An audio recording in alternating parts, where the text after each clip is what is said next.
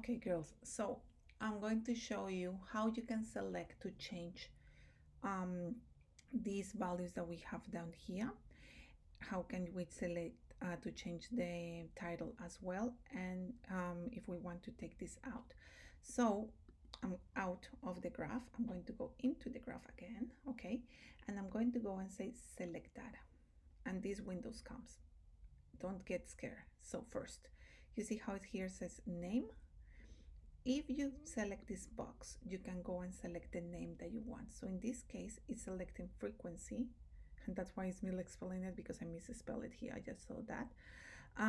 But actually my title is this one. So I just select this one and I press enter, and it's going to change. My Y values, that is what is graphing in the Instagram, is correct, because it's this one. If you see, this one is D5, and it's up to D9. I can see here that it has D5 up to D9, but the horizontal category axis is blank. So I'm going to select it. I'm going to say my x-axis comes from this one up to this one, and then I press enter. Okay, look, it changes. So now you have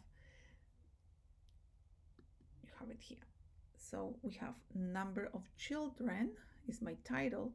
I have my Instagram, histogram that is not changing between, that it doesn't have any gaps, and the labels are correct. And I'm going to delete this one because I don't need it. Perfect. There we go.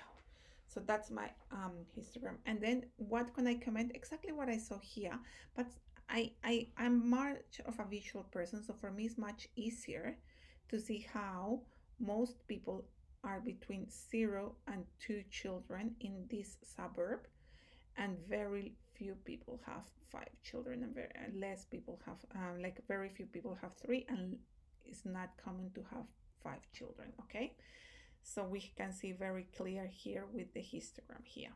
Okay, fantastic.